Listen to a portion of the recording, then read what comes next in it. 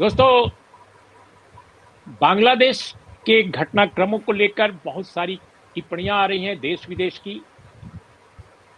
हमने सोचा कि क्यों ना इस विषय को एक अपने पर्सपेक्टिव से देखा जाए, नेशनल पर्सपेक्टिव से, कि क्या मोदी जी की सरकार की एक बड़ी विफलता है बांग्लादेश में सत्ता पलट की घटना।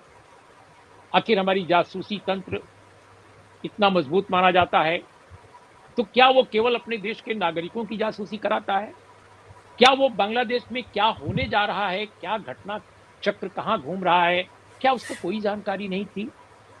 और हसीना जी को आना पड़ा जान बचाकर किसी तरह भारत। अब भारत से वो कहाँ जाएं, इसका अभी कोई अता पता नहीं है। हमने सोचा कि बांग्लादेश में अगर भारत की वाकई ये विफलता है या नहीं है, अगर इस पर किसी ऐसे वरिष्ठ पत्रकार से बात की जाए जो बांग्लादेश और भारत के रिश्तों को समझते हों, जो एक पर्सपेक्टिव में चीज़ों को सामने रख सकें। हमने वरिष्ठ पत्रकार सत्य हिंदी के को फाउंडर आशुतोष से को आमंत्रित किया है और आज आशुतोष से हम बांग्लादेश पर बात करेंगे। आशुतोष जी, बांग्लादेश के घटनाक्रम को आप कैसे देखते हैं और क्या, अगर एक वाक्य में मैं कहूँ, क्या ये मोदी सरकार की भारत के लिए बहुत बड़ी विफलता है, भारत राष्ट्र राज्य के लिए? उर्मिला जी, ये बात कहने के पहले मैं एक बात जरूर कहूंगा कि जब भी मोदी सरकार का आकलन इतिहास करेगा तो उनकी सबसे बड़ी फेलियर होगी विदेश नीति, और वो भी जो आपकी नेबरहुड पॉलिसी है उसकी सबसे बड़ी फेलियर होगी। अगर आज आप पाकिस्तान से निकले, पाकिस्तान में आपकी कोई नीति है ही नहीं सिवाय इसके कि हम सर्जिकल स्ट्राइक करेंगे, कोई बातचीत का कोई रास्ता तो निकला ही नहीं वहां से। और पाकिस्तान को हमने पूरी तरीके से चीन के खाते में डाल दिया है। श्रीलंका भी आज की तारीख में वो चीन के खाते में जाता हुआ दिखाई पड़ रहा है। नेपाल और भूटान जैसे छोटे छोटे देश भी चीन के खाते में जाते हुए दिखाई पड़ रहे हैं।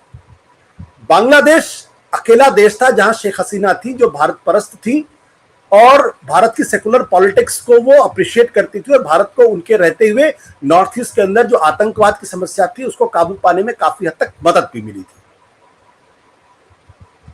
लेकिन डिप्लोमेसी ये सिखाती है कि आपको अपने सारे अंडे एक ही टोकरी में नहीं रखने चाहिए। दो विफलताएं, पहली विफलता तो यह है कि भारत का गुप्तचर विभाग कर क्या रहा था, जो उनको इस बात की भनक क्यों नहीं लगी कि हालत यहां तक बिगड़ जाएंगे कि शेख हसीना को वहां से छोड़ना पड़ेगा। भारत इतना बड़ा मुल्क है तो वो चाहता तो, मैं ये नहीं कहता हूं कि शेख हसीना को बचा सकता था, लेकिन वो काफी हद तक वहां पे डैमेज कंट्रोल कर सकता था। उसको पाकिस्तान, चीन और वेस्टर्न कंट्रीज जो ऑपरेशन कर रहे थे, जैसा कि बताया जाता है, उसको काफी हद तक वो न्यूट्रलाइज कर सकता था, या ऐसे हालात ही नहीं बनने देता कि शेख हसीना को वहां से भागना पड़ता। दूसरी जो असफलता है वो ये है कि आज की तारीख में भारत अपनी मोदी सरकार अपनी विचारधारात्मक दुर्बलताओं की वजह से जमात इस्लामी के साथ संपर्क नहीं कर सकती, वो खालिदा जिया के साथ संपर्क नहीं कर सकती, वो वहां की आर्मी के साथ संपर्क में नहीं कर सकती है। तो क्योंकि आपको लगता है कि शेख हसीना है जो वहां की माइनॉरिटीज को प्रोटेक्ट करेंगी, और वो भारत की बात को सुनती हैं। डेमोक्रेसी के अंदर, विदेश नीति के अंदर आपको सेना जो विपक्ष है उनको भी कॉन्फिडेंस में लेना पड़ता है, उनके साथ भी संपर्क बनाए रखना पड़ता है। पता नहीं कब किसकी सरकार आ जाए वहां पे, और खासकर ऐसे मुल्कों के अंदर जहां कभी भी तख्ता पलट हो सकता है, जहां आर्मी रूल हो सकता है, तो आपको आर्मी में भी अपने संपर्क बढ़ाने चाहिए थे। आप देखिए, पिछले दिनों जब शेख हसीना आई थी प्रधानमंत्री की स्वेरिंग इन सेरेमनी में, तो वो तो राहुल गांधी से भी मिली, वो प्रियंका गांधी को भी गले लगाया उन्होंने, सोनिया गांधी से भी मिली। यही काम तो भारत को करना चाहिए था। भारत को खालिदा जिया से भी संपर्क रखना चाहिए था, जमात इस्लामी से संपर्क रखना चाहिए था, अपने गुप्तचर विभाग को पूरी तरीके से एक्टिव रखना चाहिए था। नहीं हुआ, तो आज हम पूरी तरीके से वैक्यूम में हैं, जैसे अफगानिस्तान में हुआ।